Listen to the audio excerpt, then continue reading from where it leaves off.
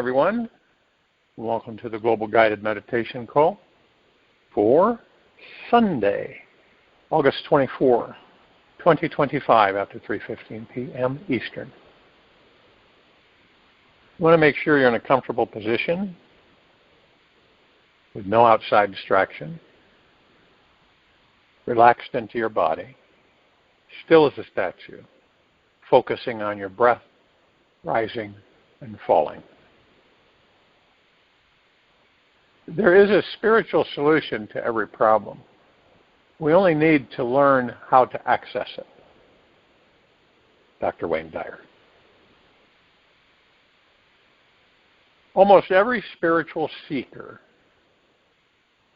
at least that I've met, has told me a similar story. They have spent years, sometimes decades, diving into their inner world, healing layer after layer of childhood wounds, unearthing ancestral patterns, dissolving karmic roots that pull at their lives. They all have tasted moments of profound release, rebirth, and the bliss of feeling whole again and again. Yet, these same seekers all notice something mysterious about doing their inner work. Over time, old wounds and patterns tend to return, perhaps not as severe or debilitating, often in a new disguise, yet still tethered to the same karmic thread. And so the question arises, did the healing truly happen, or was my work incomplete? The answer is not that they have been careless, nor that they have overlooked some hidden saboteur. The problem is much deeper than what the conscious mind can see. After much investigation, you may come into the conclusion that we have all inherited a profound illusion.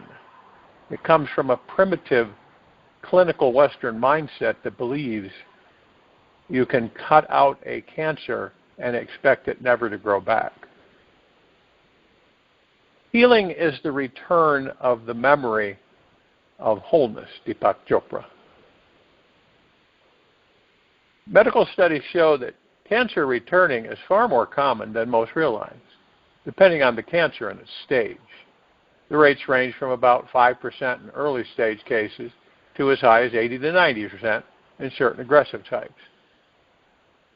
The reason there is never a 100% guarantee lies in a deeper truth. Real healing demands a more reverent comprehension of what permanent mind-body healing actually is. The root of illness, whether mental, emotional, or physical, is not the symptom itself, but the restless energy that drives the mind to cling and the ego to tighten. This pattern hides in plain sight. So close, we forget it exists. Strip away the labels and diagnoses, and you find the real cause. An identity built around struggle, shaped by unresolved wounds, suppressed grief, and a survival pattern so deep it mistakes pain for safety and illness for self. To discover what true health and permanent healing really are, we must step into a new understanding of our existence. The new paradigm reveals that we are multidimensional beings of frequency, vibration, and energy. When we align with these forces, healing on every level unfolds naturally, in balance with life. Wholeness is revealed as our most natural state. If you want to find the secrets of this universe, think in terms of energy, frequency, and vibration. Nikola Tesla. The core of all disease is a mind that is not at ease. The true creator of illness is the restless identification with separation. The forgetting of God's omnipresence. The ego, which can be seen as the acronym for excluding God's omnipresence, builds an identity around separation, fear, and control. This is the soil where every form of dis-ease begins. When we believe ourselves to be apart from the infinite source that gives us life, the body reflects this contraction through tension, disharmony, and eventually manifests illness. The ego is like a restless monkey, endlessly anxious, picking at its own skin, searching for imaginary pests, grooming itself as if perfection could finally bring peace. Yet it cannot rest in the shade of its favorite tree. Even when comfort is present, it returns to its habit of picking, attempting to remove every microscopic annoyance it feels inside. Even for the advanced spiritual monkey, surrender can become another branch to swing from, and healing becomes another illusion of progress to chase. It cannot sit still and surrender to the perfection of what is. It avoids stillness, where the real healing happens. For it is the deep silence of our spiritual nature that feels like death to its identity. Some patterns slip away, like leaves in late autumn, while others cling to us with tenacity, as if waiting for a storm strong enough to shake them loose. Life has a way of touching the exact places we are all still holding on to, not to punish us, but to open up the buried treasure that is all ready to be freed. When there is no more to surrender, there is no one left to surrender it. Swami Ajatananda.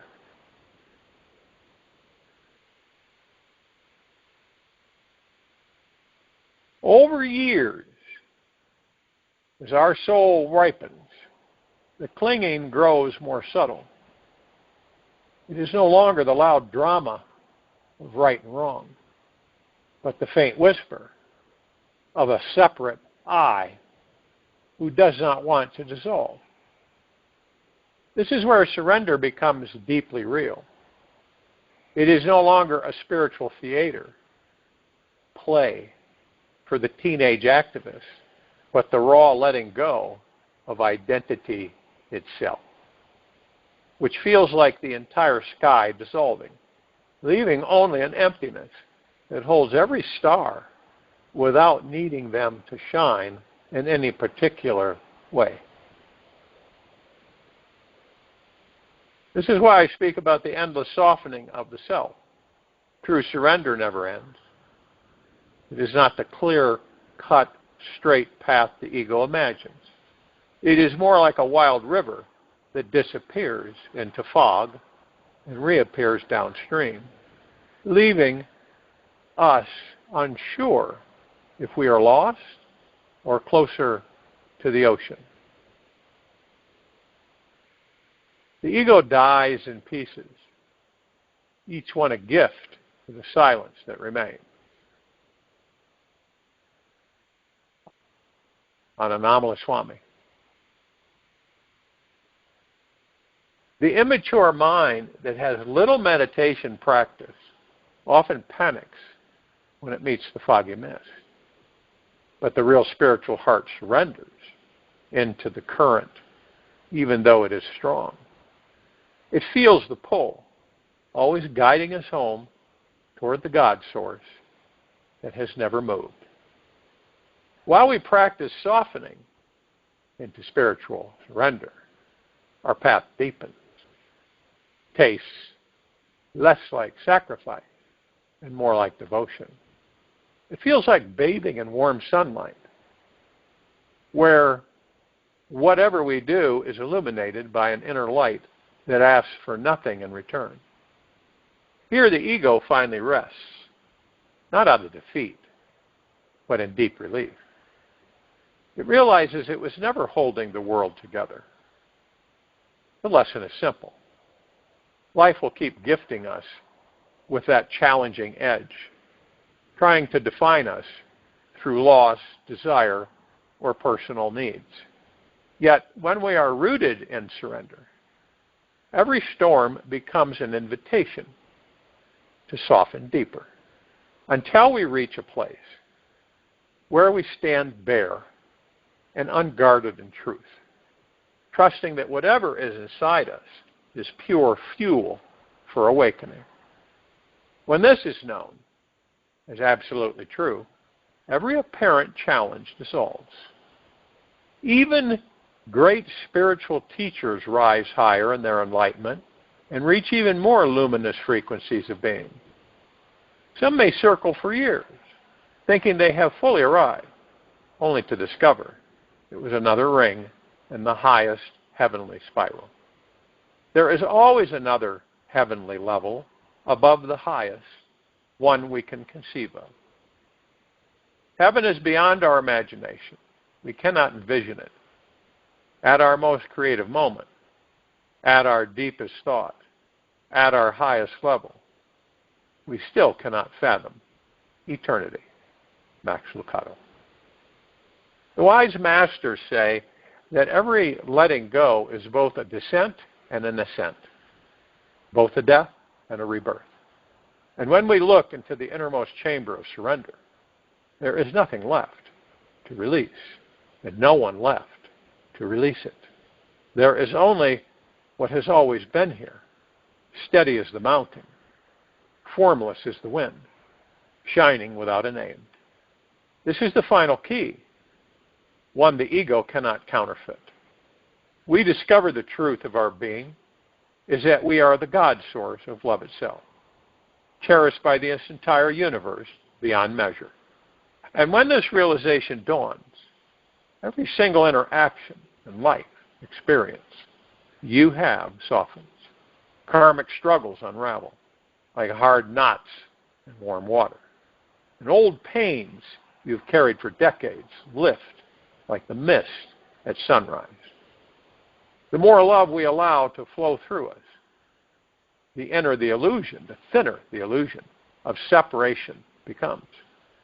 In that surrender, every wound dissolves back into the wholeness of our true nature, until only the purest light remains, guiding us into the infinite beyond. There's endless levels, I guess you could say, journeying within. And remember that we are the heaven, but to imagine it is beyond us. Because we don't know who and what we are. When you discover who and what you are, then it opens up. Then you realize what the heaven is. The heaven is the God, the pure consciousness that all of us are. And all things are. It's like I've talked about the fact that you literally, okay, we can move energy. Well, how is that possible? Well, we are energy and we move. That's a simple analogy. So therefore, any energy we can move. We can mold, we can shape, we can direct, we can even inhabit. And once you realize that everything is a form of energy, there really is no exception. And energy just takes on different form. This is why I say you're an omnipotently supreme manifesting, omnipotently powerful, supreme, manifesting, abundant being that never dies. Because you're energy. You're not eliminated. Let's say you have a vessel, the vessel explodes, right? and the vessel's no more. But the energy is that contained it, that inhabited it. You see what I mean? Energy just takes on different forms, just like us. We are energy, the gods that we are. We take on the form of a material, physical, organic body. To do what? To experience it. It isn't rocket science. And we progress step by step as we exist. Layer after layer of discovery. More advancement. More divine perfection. More knowing. More discovering. That's why it never ends. If you look at a tree, right? There's a tree, fully matured, been around for years and years and years. One day the tree is no more. But where the tree was, it gave off seeds, so more trees are growing. Energy never ends. It never ends. It just takes on different form. We have been, let's say, trained to believe that the energetic frequencies and paths, genetics, cells, right, are all conscious, in a way, conscious being. And they have their own energetic footprints. And this is why, as we uncover and discover that anything's possible. Anything. Whatever's been done can be undone.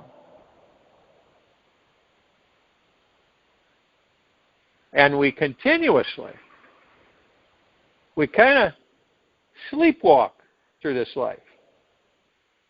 Totally not knowing that we are a God in this body. That we are pure consciousness. That we are pure, deep, eternal love. That we are happiness, joy, bliss, benevolence, tranquility. That we're all of these things. Always. Not temporary path, but always. We are always these. But we walk a parallel path, not knowing that we are all these. Being trained that that is outside of us. Right? Something makes you happy from outside of you. You're happy. But that happiness doesn't stay. The true happiness is within us. You've heard me say you can decide to be happy at any time you want, no matter what's going on. You countermine the ego by saying, "Stop, ego, you are not in charge." You might end up saying that 1,000 times a day.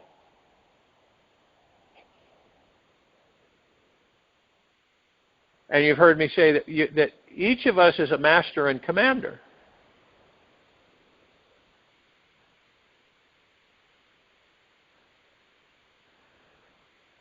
You have a thought. You send a thought to the universe, right? That thought is detailed. It is something that you desire or want. You have no doubt. You have complete faith and confidence in yourself and the universe. So you send it out. That's energy. The energy goes out. Whatever it is that you ask for is created or manifested into your reality, into your life. This is how we were designed. See, we enter these bodies. Doesn't it make sense that you should have all of these abilities? Why wouldn't you? Why would you have a deficit?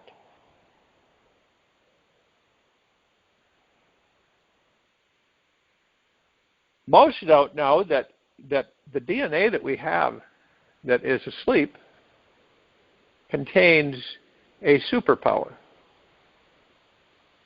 It's there for a reason, right? It's not junk DNA.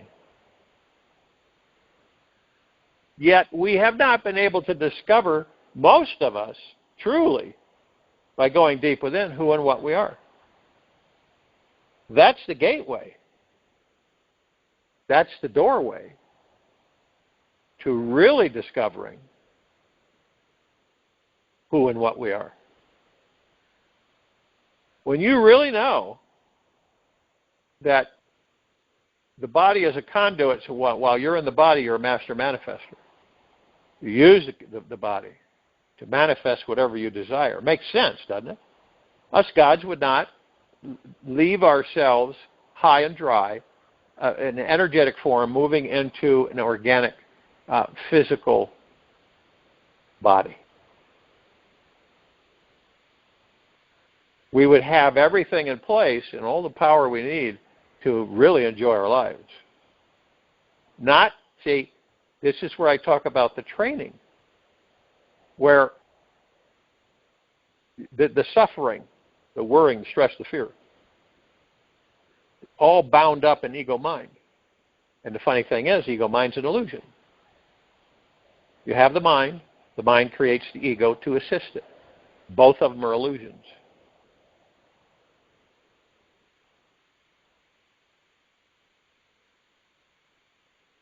And throughout the ages, has anybody ever mastered their ego mind?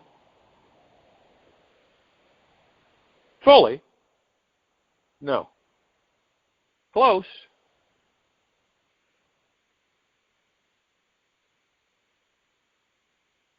And we put it there so that we can master it. What about our thoughts? Sometimes when you go through the ego mind and you know you're getting pretty aware of what the ego mind is, what it does, then you can begin to master it. Stop, ego mind, you are not in charge. Slowly but surely it begins to realize that it isn't the boss. Then you win it over through the heart mind. It begins to embrace its true destiny, which is discovering it's always been part of the God.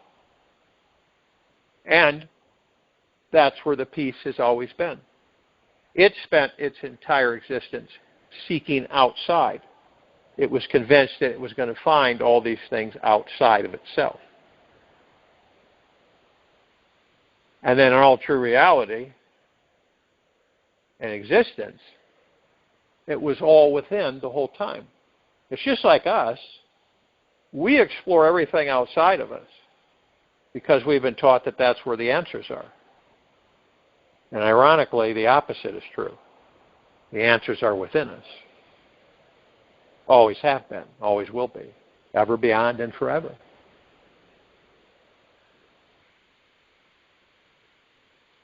And all of this comes together, bit by bit, puzzle piece by puzzle piece snapping into place, where you begin to recognize clearly that you are pure consciousness, you are the God, you're pure energy, you're in an energetic physical vessel that you are experiencing, and with the God that you are within that vessel, you can create whatever it is you choose. And nothing outside of you can do that. It is you hit dead ends, you brick walls all the time. Well, I thought that was going to be this way. Well, it's not. I thought, sure, I was going to find this, so you didn't. But see, we've been taught to seek outside of ourselves. It's pretty apparent when you watch the civilization, when you watch the planet, right? Everybody's seeking outside of themselves. Not going within and healing the layers and layers and layers of childhood pain, hurt. It's where it stems from in our childhood. That's where it comes from. This is why we think it's gone, we've made peace with it, and then sometimes it'll resurface. And then we let go of it again. See, when you surrender, you're always surrendering. You never stop surrendering. You're always surrendering. You're always giving it up. You're always letting it go. Because you ask yourself the question, does this serve me the greatest good? And you're totally honest with yourself, right? And you'll find that a lot of the times the answer will be, no, it doesn't. Surrender it. Let it go. It's like, because we were taught to seek outside of ourselves, and we are taught, basically we're under the guidance of the ego mind,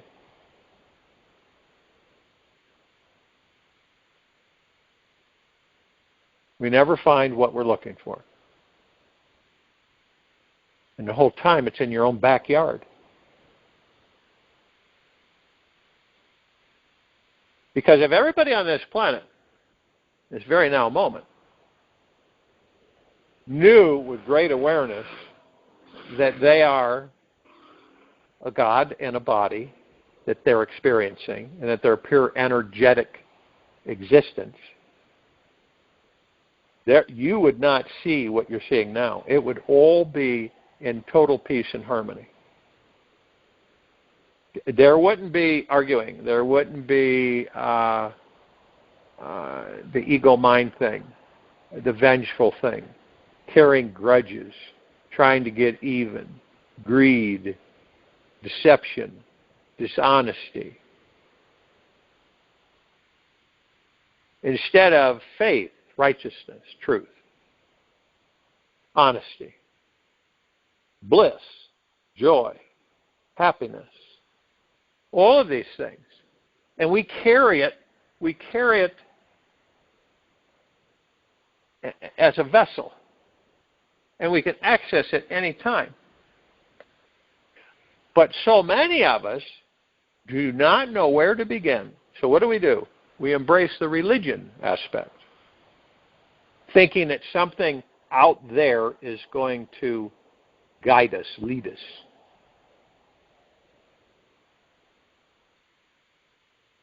And in all eventuality, it's not there. And then to realize that we are all that there is, ever has been, ever will be, ever beyond, and forever. And we're on a path of self-discovery, second by second. Discovering who and what we are, discovering that we are the love, that we are the care, the kindness, the benevolence, the tranquility, the bliss, the joy. See? The generosity with ourselves and everything else.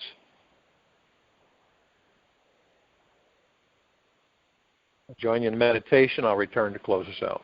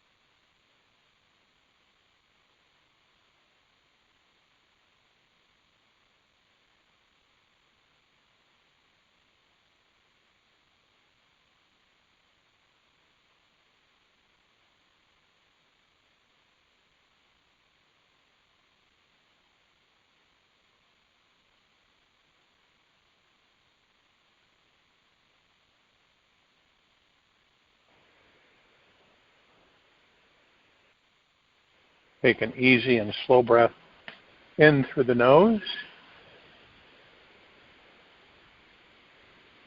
and an easy and slow breath out from the mouth. Remain still, relaxed into your body. Focus on your breath rising and falling. You are the dreamer and the dream. It is so easy to get lost in the dream. We are either dreaming about what we want or what we don't want to manifest. When you notice who is aware of the mind dreaming and scheming about everything in your life, you can see how easy it is to step back and awaken from the dream. You realize that you are the divine dreamer and the source behind the manifestation of your dreams. You are creating it all from within. Your highly creative imagination. This is your day to truly wake up and be free from it all. Get out of your comfort zone. Step beyond this dreamland. Find that eternal witness who never dreams and is permanently awake, living life by smelling the roses. Take this with you for the rest of the day, into the evening and night, and the following morning. We'll return here Monday, August 25, 2025, after 3:15 p.m. Eastern, to continue our global guided meditation call. Be gentle, kind, generous, and humble with yourself at all times. Be in the highest of the highest high, deepest of the deepest deepest, purest of the purest purest, eternal gratitude at all times, no matter what's going on within you or outside of you. Open your heart and allow the magic to flow in.